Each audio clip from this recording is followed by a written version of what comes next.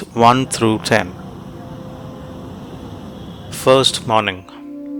In aiming at the life of blessedness, one of the simplest beginnings to be considered and rightly made is that which we all make every day, namely, the beginning of each day's life. There is a sense in which every day may be regarded as the beginning of a new life, in which one can think, act, and live newly, and in a wiser and better spirit. The right beginning of the day will be followed by cheerfulness permeating the household with a sunny influence, and the tasks and duties of the day will be undertaken in a strong and confident spirit, and the whole day will be well lived. First evening. There can be no progress, no achievement without sacrifice, and a man's worldly success will be in the measure that he sacrifices his confused animal thoughts and fixes his mind on the development of his plans and on the strengthening of his resolution and self-reliance. And the higher he lifts his thoughts, the more manly, upright, and righteous he becomes, the greater will be his success, the more blessed and enduring will be his achievements. Second morning. None but right acts can follow right thoughts. None but a right life can follow right acts. And by living a right life, all blessedness is achieved. Mind is the master power that molds and makes, and man is mind, and evermore he takes. The tool of thought, and shaping what he wills, brings forth 1,000 joys, 1,000 ills. He thinks in secret, and it comes to pass. Environment is but his looking glass. Second evening. Calmness of mind is one of the beautiful jewels of wisdom. A man becomes calm in the measure that he understands himself as a thought-evolved being, and as he develops a right understanding and sees more and more clearly the internal relations of things by the action of cause and effect, he ceases to fret and fume and worry and grieve, and remains poised, steadfast, serene. Third morning. To follow, under all circumstances, the highest promptings within you, to be always true to the divine self, to rely upon the inward voice, the inward light, and to pursue your purpose with a fearless and restful heart, believing that the future will yield unto you the need of every thought and effort, knowing that the laws of the universe can never fail, and that your own will come back to you with mathematical exactitude. This is faith, and the living of faith. Third evening. Have a thorough understanding of your work, and let it be your own, and as you proceed, ever following the inward guide, the infallible voice, you will pass on from victory to victory, and will rise step by step to higher resting places, and your ever-broadening outlook will gradually reveal to you the essential beauty and purpose of life.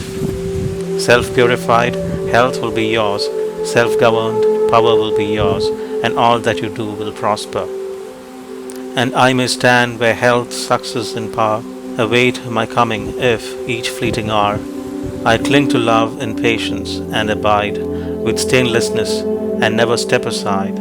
From high integrity, so shall I see, at last, the land of immortality. Fourth morning. When the tongue is well controlled and wisely subdued, when selfish impulses and unworthy thoughts no longer rush to the tongue demanding utterance, when the speech has become harmless, pure, gracious, gentle, and purposeful, and no word is uttered but in sincerity and truth, then are the 5 steps in virtuous speech accomplished. Then is the second great lesson in truth learned and mastered.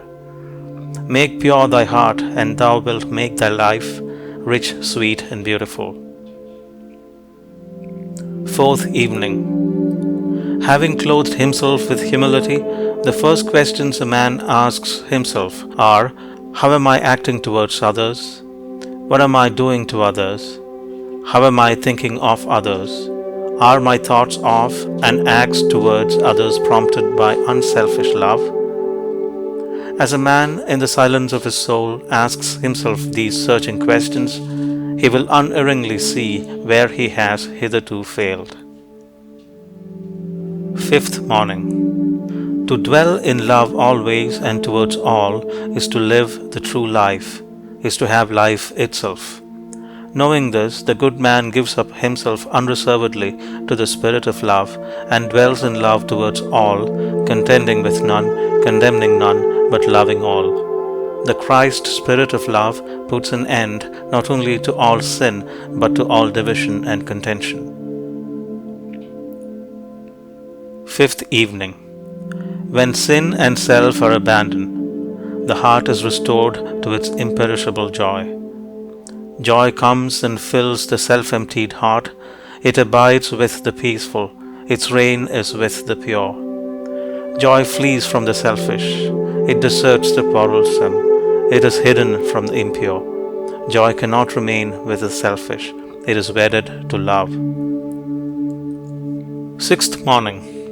In the pure heart, there is no room left where personal judgments and hatreds can find lodgment, for it is filled to overflowing with tenderness and love.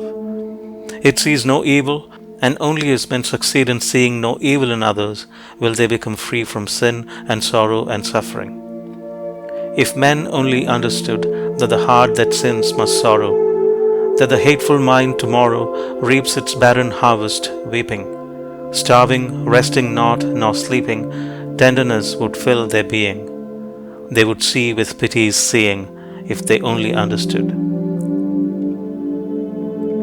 Sixth evening. To stand face to face with truth, to arrive after innumerable wanderings and pains at wisdom and bliss, not to be finally defeated and cast out, but to ultimately triumph over every inward foe.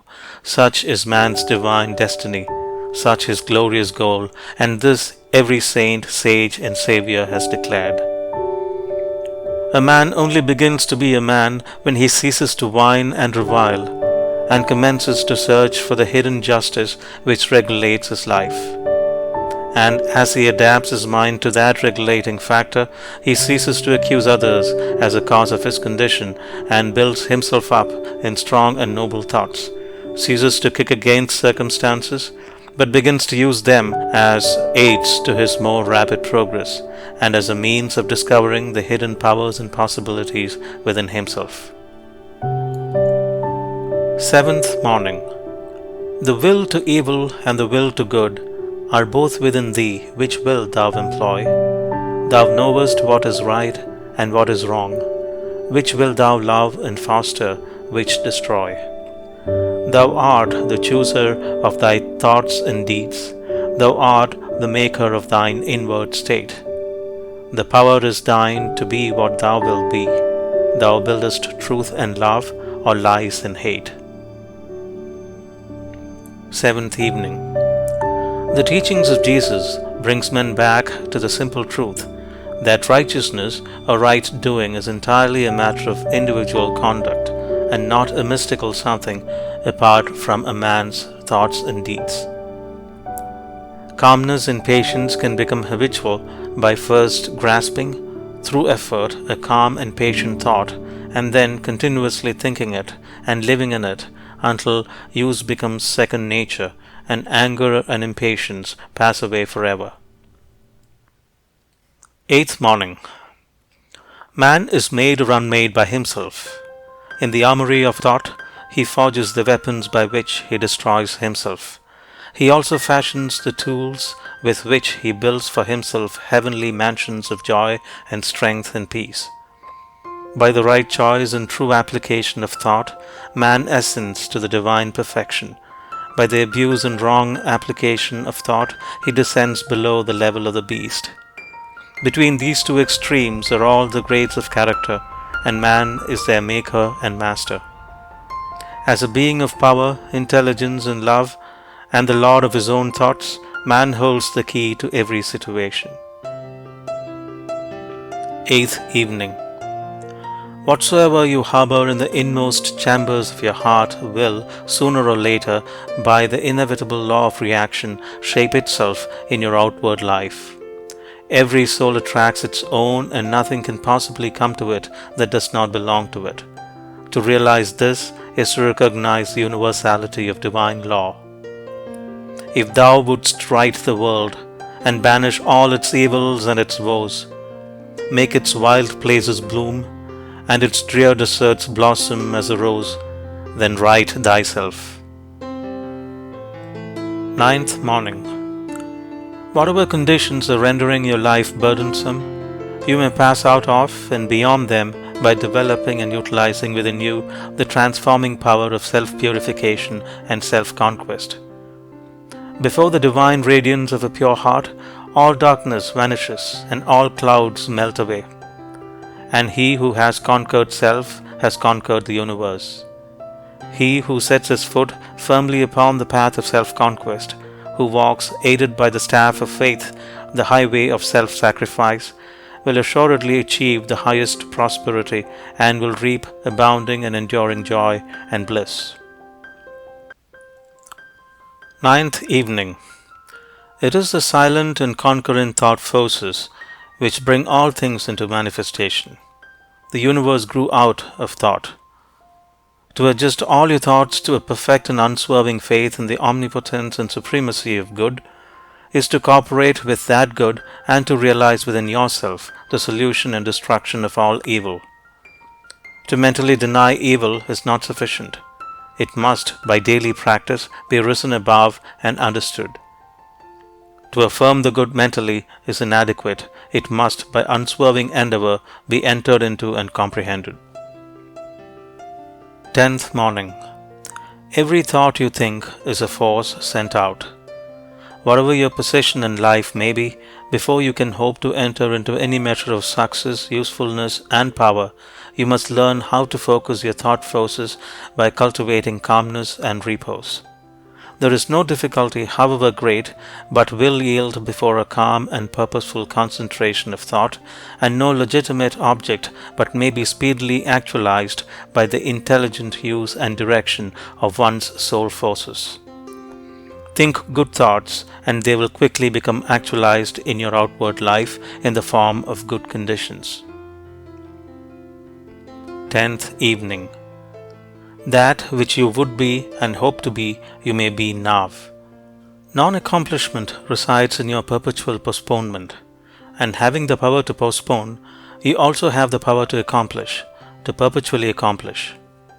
Realize this truth, and you shall be today and every day the ideal being of whom you dreamed. Say to yourself, I will live in my ideal now. I will manifest my ideal now. I will be my ideal now. And all that tempts me away from my ideal, I will not listen to. I will listen only to the voice of my ideal. End of